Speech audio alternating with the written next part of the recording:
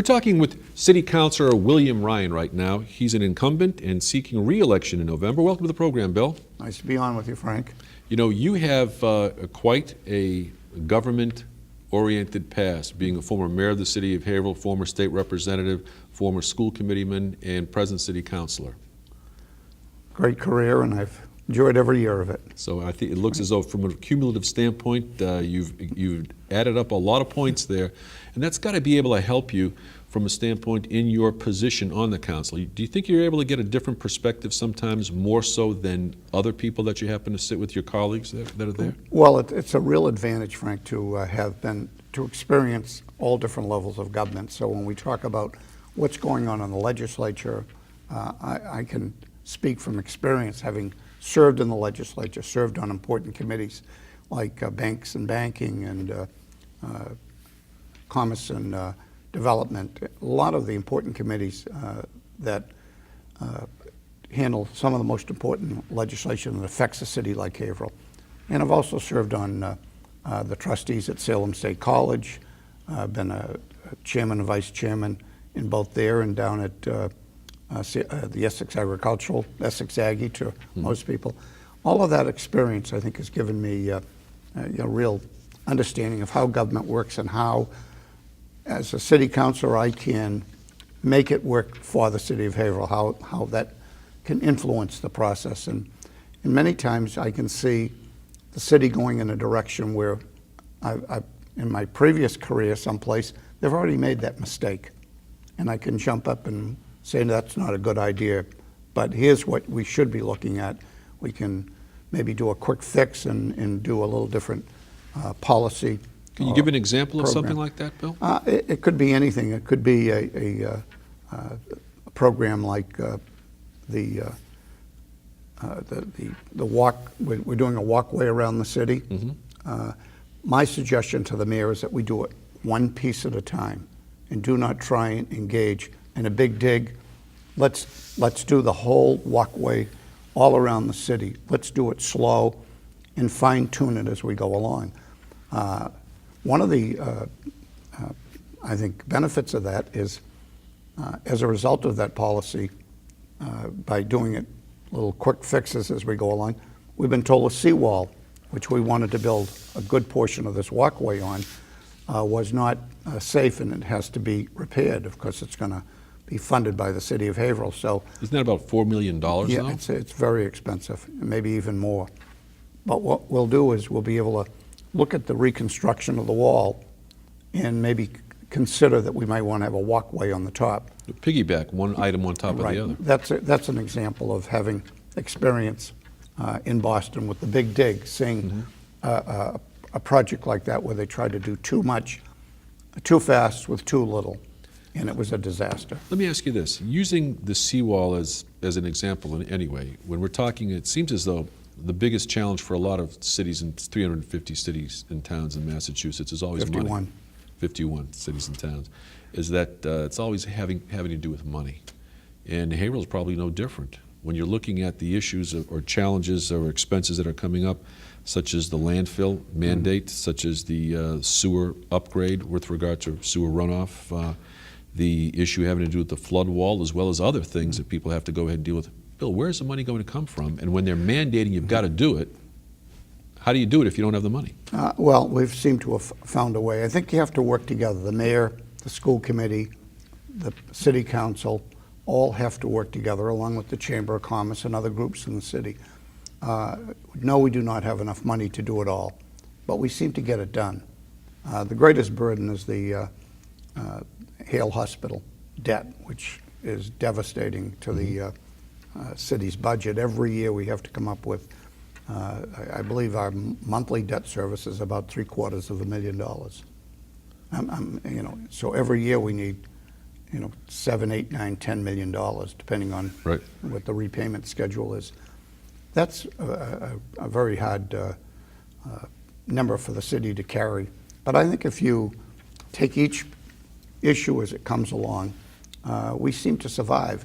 Having the city never having enough money is not a bad thing, because it makes us all think very conservatively. We don't venture off into programs We had one city councilor in recent years wanted to buy the Crystal Springs Golf Course, you know, and that would be the kind of wasteful spending that I would never want to They support. were talking about, I believe, land conservation, preventing it from No, developing. something like that, as a municipal golf course. Oh, really? No golf course makes it. And every golf course is on, if they don't build condos around it and sell off land for housing, they usually go belly up.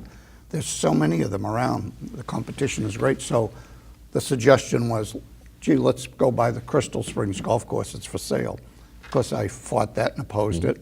And thankfully, it was defeated. And I don't think that person was reelected, you know. But the point is, those are the kind of brainstorms that people come up with that I'm happy I'm there to say, hey, wait a minute, Well, that's not a good idea. You're on the, basically, you're on the committee that's that has to do with the budget. That's the city council. You approve or deny what the budget is that happens to come before the city for that type of circumstance. But my other question for you would be this: could only have a few minutes left. Could you give an indication? Are there any things that the city council has taken a vote on that, in retrospect, if revisited, you might go a different way?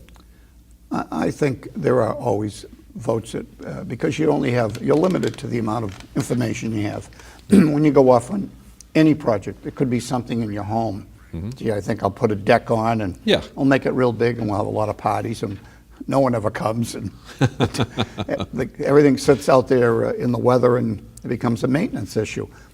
It's the same with the city. There are often times that we have good intentions and we think this is the way to go, and you know, in What do you think is- retrospect, maybe we should have done it differently, or we shouldn't have done it at all. It does happen. Could you give an example of something of that type that either you've reconsidered or you would reconsider based upon votes recently or the past year or so? No, I can't think of anything specific, but what I wanted to say is there are times that maybe we should have done it differently. It isn't anything glaring. A good example is probably the best would be the Hale Hospital.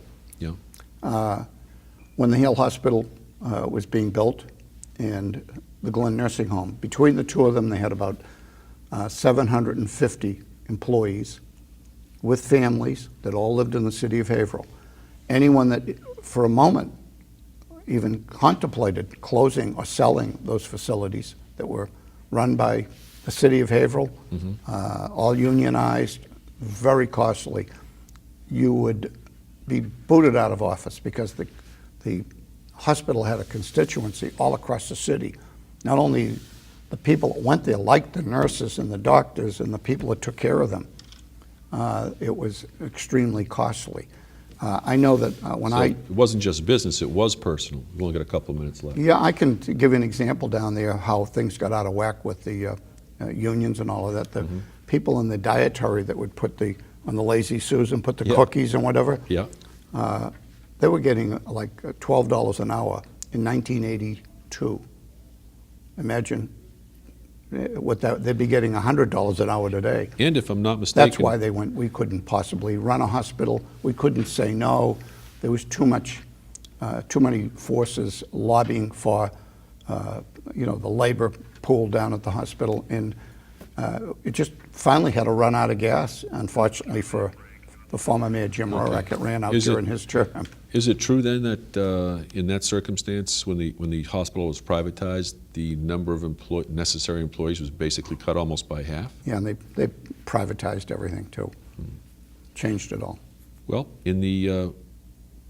we're talking about maybe 30 seconds left here, Bill, before we have to sign off, but just a quick question for you, and that is, what do you think the next big thing coming before the city council is that you're going to have to go ahead and devote a lot of time and effort to, that the rest of this community ought to be able to think about and be able to talk with you about what that is? Well, I think there are a number. I think we have to look at the condition of a couple of schools. Yep. The Hunkin, I think, needs work.